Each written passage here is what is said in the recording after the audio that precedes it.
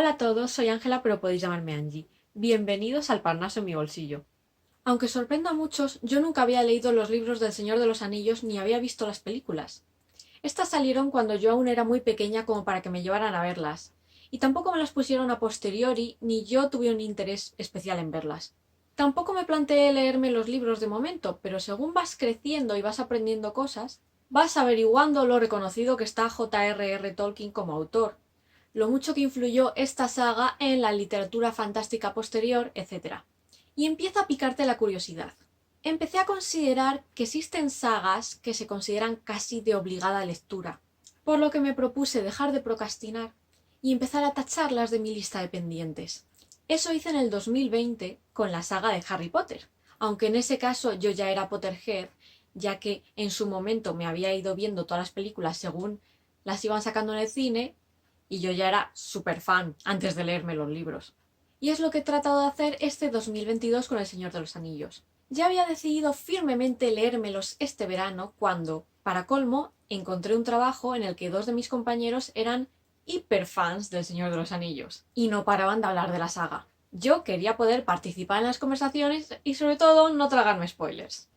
Ahora bien, con el trabajo en cuestión vino un gran inconveniente: la escasez de tiempo libre. Mi espléndido año de lecturas, ya llevaba casi 30 libros solamente en la primera mitad del 2022, se vio interrumpida abruptamente y apenas encontraba tiempo para leer. Decidí esperar a unos poquillos días libres que nos iban a dar en agosto y yo, ilusa de mí, llegué a creer que iba a poder leerme no solo El Hobbit, sino toda la saga del Señor de los Anillos entera en una semana. ¡Qué ilusa fui! Para cuando terminaron los días libres, había conseguido leerme El Hobbit, con mucho esfuerzo, pero apenas había empezado con el primer volumen del Señor de los Anillos. Entrando ya con El Hobbit, he de decir que no tenía muy claro qué esperar de esta obra, más allá de lo básico: una historia que tiene lugar en el mismo universo que El Señor de los Anillos, pero mucho más breve, dirigida a un público más joven, etc. Lo que sí esperaba, teniendo en cuenta su escaso grosor, era poder terminármela en tan solo un día o como máximo dos. Y lo cierto es que me llevó como unos 4 días. Aunque claro, no es que me sobrara precisamente tiempo para leer. Algo que pude captar desde prácticamente el comienzo fue la enorme semejanza que guardaba con las Crónicas de Narnia de, como queráis pronunciarlo, C.S. Lewis, C.S. Lewis, ya no solo en la premisa de un grupo que vive aventuras en un entorno de fantasía, sino también en la forma de narrar, en las interpelaciones que hace el autor al lector, en el tono agradable y amigable de la historia, etc. Eso no me extrañó demasiado, puesto que yo era consciente de que los dos autores eran coetáneos y colegas, por lo que se leían el uno al otro. Por eso mismo no me cabe la menor duda de que a quien les guste El Hobbit disfrutarán leyendo las Crónicas de Narnia y viceversa. Lo cierto es que la historia me ha dejado un poco indiferente. No ha sido tan liviano y ameno como yo esperaba. La historia no me resultaba adictiva, aunque tampoco era aburrida. Por increíble que pueda parecer, se me llegó a hacer un poquillo larga a pesar de su objetiva brevedad.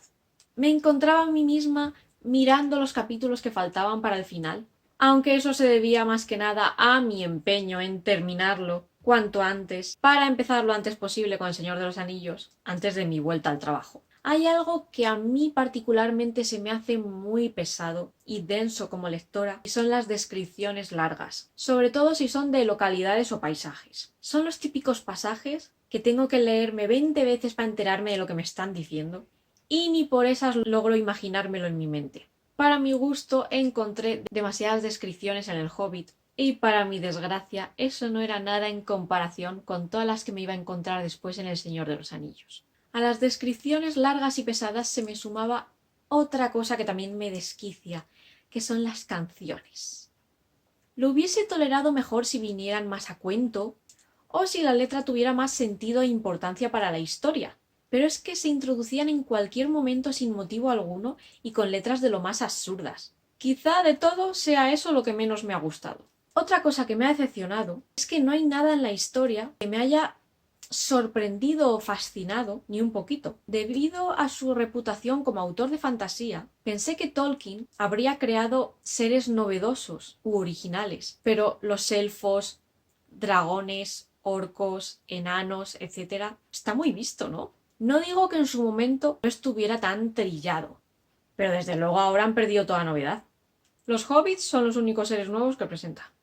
Para mí, el pasaje más interesante probablemente sea el encuentro de Bilbo con Gollum y los acertijos que se hacen mutuamente.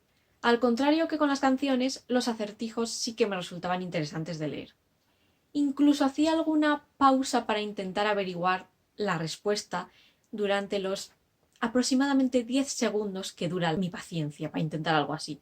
Aparte de eso, es un pasaje muy importante para la historia por razones obvias, y que cambia el curso de los acontecimientos de toda la saga. También me hizo una cierta ilusión toparme con prácticamente el único personaje que me sonaba de toda la saga y con una de las escenas más míticas que incluso yo conocía sin haber visto las películas. Mi tesoro. Otra cosa que he de añadir es que tanto este volumen como el del Señor de los Anillos tienen una letra minúscula, con lo cual el grosor engaña, puesto que mirad qué letra.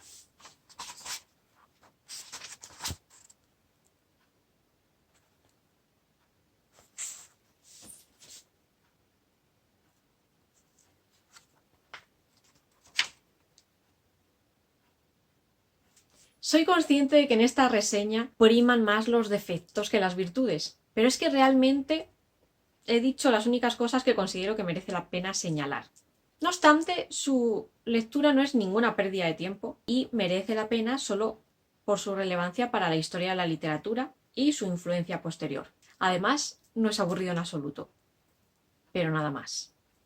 Honestamente, esta tarea ha sido tan costosa como gestar y parir a un hijo. Cuando en mis vacaciones de agosto mi sentido común sufrió un apagón y llegué a creer posible leerme todo esto en tan solo una semana, nunca hubiese creído que no solo no me lo iba a terminar, sino que me iba a demorar 3 meses.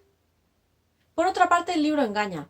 Tengo la edición del Círculo de Lectores en la que vienen los 3 libros en uno: La Comunidad del Anillo, Las Dos Torres y El Retorno del Rey, todo junto. Y aunque es un mamotreto del copón, resulta ser todavía más largo de lo esperable y de lo que aparenta el grueso del lomo, pues la letra es diminuta y está apretadita, apretadita, por lo que se tarda más de lo esperable en pasar de una página a otra. La segunda razón de mi tardanza era el poco tiempo que disponía para leer, algo más de media hora diaria en el mejor de los casos, y en el peor de los casos, que era el más frecuente, no podía leer durante un montón de días a la semana. Pero la tercera razón, y la principal, era que tenía que volver a releerme cada párrafo como 10 veces para enterarme de lo que me estaba contando. Por una parte, debido a la enorme cantidad de descripciones de lugares, de territorios que había. No sabéis cuánto odio las descripciones. A mí me cuesta muchísimo imaginar en mi cabeza un lugar según me lo están describiendo, y aunque yo lo intentaba de veras con todas mis fuerzas, leyendo esas partes una y otra vez, no era capaz de imaginármelo en la cabeza. Y lo intentaba porque me gusta poder situar a los personajes en su escenario, en cada momento. Pero acababa por rendirme.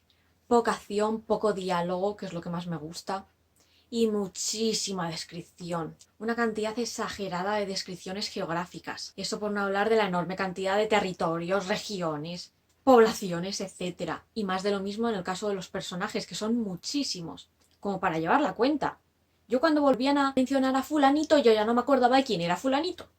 Por otra parte, carecía de los alicientes habituales para ponerme a leer. La historia nunca llegó a engancharme.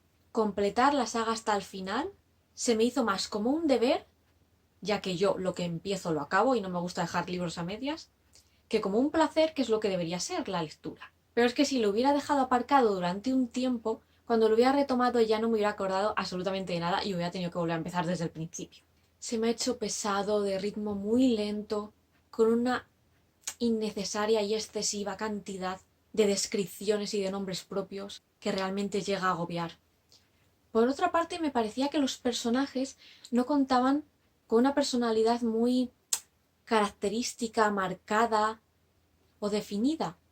Se me hacían personajes muy maniqueos, muy planos, poco desarrollados, poco profundizados, sin claroscuros, como un poco estereotipados. Y ahora procederé a entrar a hablar de forma más específica sobre acontecimientos, personajes y sobre cada uno de los libros por separado, pero a grosso modo.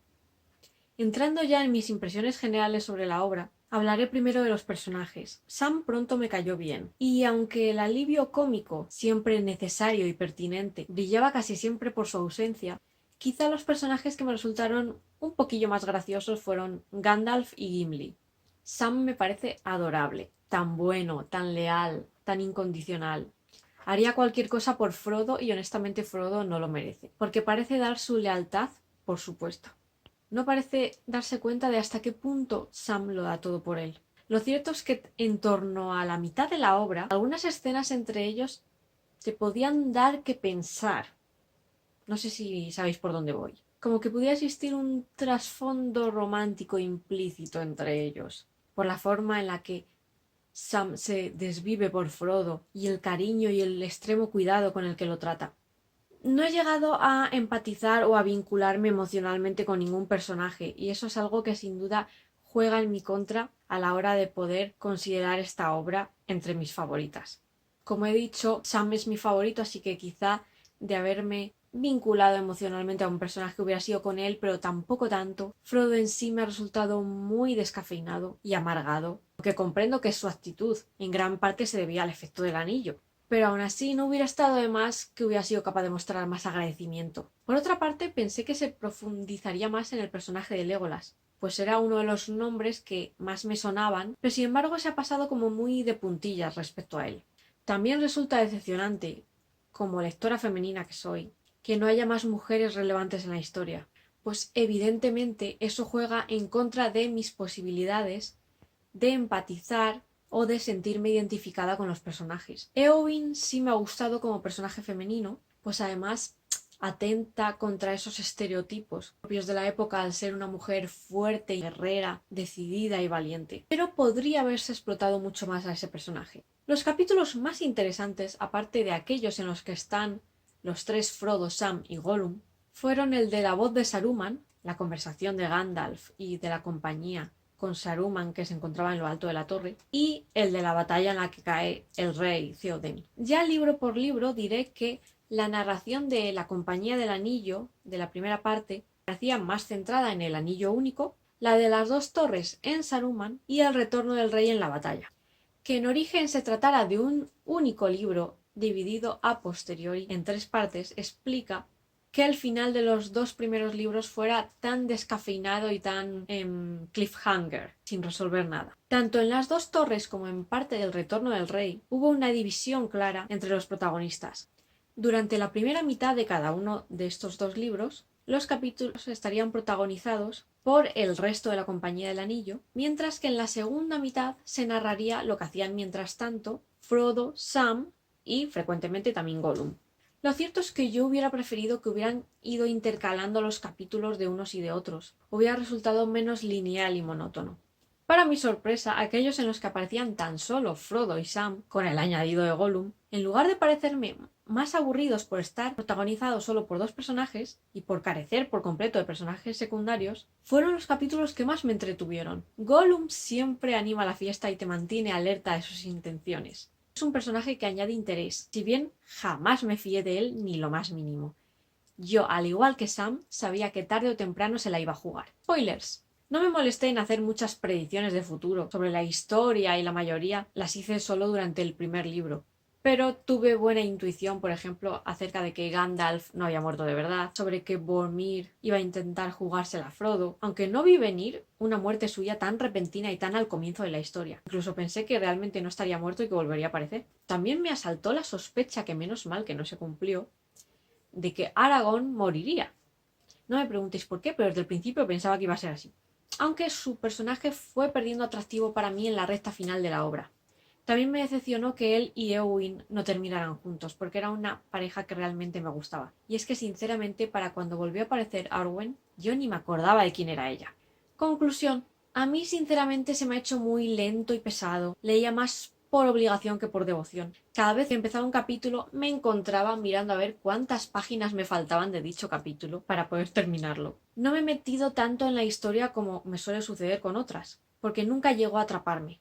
Normalmente si me gusta un libro, cuando dejo de leer, me encuentro a mí misma pensando todavía sobre la historia, sobre los personajes, imaginando cómo podían haber sucedido cosas de otra manera o qué podría estar sucediendo después de lo que acabo de leer y antes de lo que sigue. Mi mente no desconecta de la historia, aunque cierre el libro. Esta vez no me pasaba, no pensaba en absoluto en la historia cuando no estaba leyéndola. En conclusión, me ha decepcionado un poco. Entiendo solo hasta cierto punto su fama, pero está claro que no es para todos los gustos. En mi humilde opinión, Harry Potter le da 1000 vueltas. Es más divertido, más ameno y más entretenido, más misterioso y con más suspense. Estará muy trabajado y sin duda Tolkien profundizó con muchísimo detalle en el universo creado por él. Aprecio el trabajazo que hay detrás, no me malinterpretéis. Aunque por otra parte, no me parece un trabajo mucho mayor que el que, por ejemplo, Laura Gallego pudo hacer para Memorias de Idún, que sin embargo no está nada reconocido. Quizá porque es mujer y porque es española. Eso sí, me alegro de haberlo leído y volveré a leerlo en un futuro. Y quizá esta vez lo disfrute más, pues no estaré tan perdida, ya me será familiar la historia, conoceré bien a los personajes y las expectativas ya no jugarán en mi contra. Me he demorado tanto en grabar este vídeo que ya a estas alturas incluso me ha dado tiempo a ver ya todas las películas. Y diré que la primera del Señor de los Anillos, que fue la primera que vi, me gustó mucho, en gran parte porque me pareció muy fiel al libro. No me perdí en ningún momento y me ayudaba como a refrescar y asentar acontecimientos en mi mente. Y me parece una adaptación muy buena. Sin embargo, la segunda para mí empezó así y fue haciendo... Como película en sí me gusta, pero se pasa en el libro un poco por el honorable arco del triunfo. Me fastidió mucho que incumplieran tantas cosas, que se comieran cosas, que otras las cambiaran de sitio, que se inventaran otras de la nada. De repente sale como una falsa muerte de Aragorn que se cae al agua y se aleja flotando y dices, ¿y eso de dónde se lo han sacado? Y aprovechan para meter ahí su historia con Arwen que ahí ni pinchaba ni cortaba nada. Eso entre muchísimas otras cosas. Eso sí, una cosa que me gustó bastante es que es la peli que más humor tiene. Tuvo varios momentos divertidos, la mayoría protagonizados por Gimli, que honestamente en esa película me ganó el corazón. Fue un alivio cómico muy necesario. Pero la tercera honestamente fue un poco infumable. Es que básicamente son 4 horas de solo batalla. Y dices, o sea, por una parte al libro le hace falta más acción. En el libro hay incluso poca batalla. Pero es que en la película se pasan 800 pueblos. Parece que todo en la historia fuera una batalla. Y que una batalla que en el libro apenas dura un capítulo la conviertan en 4 horas de película tiene delito. Esa película ya sí que la vi con pocas expectativas y por eso quizá no me decepcionó tanto como la segunda, pero la segunda está mucho mejor. La tercera es un poco tostonazo por eso, porque solo luchan y ya. Además que también se comentó la conclusión del regreso de ellos a la comarca y el panorama que se encuentran. Con el regreso a la comarca no es final feliz y ya está. Ocurren más cosas. A Saruman se lo cargan al principio, se lo tenían que haber cargado al final. Bueno, un desbarajuste. Y luego, por otra parte, pues sí, lo que ya me habían dicho, que son demasiado oscuras, demasiado lúgubres y deprimentes. El Señor de los Anillos no es para nada oscuro. El libro, digo, tiene un tono bastante amable. Lo oscurecieron demasiado en un intento quizá por hacerlo como una historia más de adultos, lo cual me parece una soberana estupidez. En cuanto al Hobbit, yo diría que por ahí, pero quizá la adaptación del Hobbit me ha gustado más que El Señor de los Anillos, aunque se nota más un cambio si nos centramos en comparar la primera película del Hobbit. La primera sí es verdad que ya no es tan oscura, respetan más el hecho de que el Hobbit es una historia como más liviana, más alegre, por así decirlo, que El Señor de los Anillos, y eso sí que lo consiguen reflejar en la película. Y además pues es también bastante fiel y sí, como película en sí me gustó. Además, honestamente, Bilbo, por lo menos en las películas, le da 20.000 vueltas como protagonista a Frodo. Por lo menos no tiene la cara de empanado todo el día. Bilbo es hasta gracioso, más gracioso que en los libros. En el Hobbit el alivio cómico es el propio Bilbo y eso lo agradecí mucho. La segunda ya me pasó como la segunda del Señor de los Anillos, que hizo... La segunda ya me decepcionó. también empezaron a inventarse cosas. En la primera ya habían metido ahí de la nada a Saruman, a Galadriel y a Elrond sin pinchar ni cortar nada ahí. En la segunda te meten a Legolas encima de personaje principal. Se inventan el personaje de Tauriel. Se inventan un romance de ella y el enano Kili. Que yo era muy escéptica al principio con ese romance, porque creí que no había necesidad de inventarse algo así, pero honestamente me acabaron ganando el corazoncito. Y para la tercera ya me los comía. Pero la segunda fue bastante más aburrida y lenta que la primera y también más infiel al libro.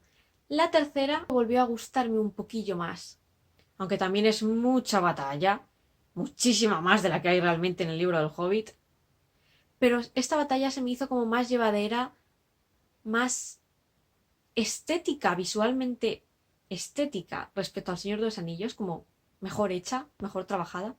Como película en sí, me gustó más que la tercera parte del Señor de los Anillos. Y me destrozó, me desgarró el corazón la muerte de Kili. Porque yo para aquel entonces ya le había cogido un montón de cariño a la pareja que hacía con Tauriel. Y de verdad que eso me dejó súper chafada y súper plof. Pero bueno, en general, me han gustado. Yo creo que más que las del Señor de los Anillos. No olvidéis seguirme, dar like y ver mis otros vídeos. Y eso es todo. Nos vemos en el próximo libro.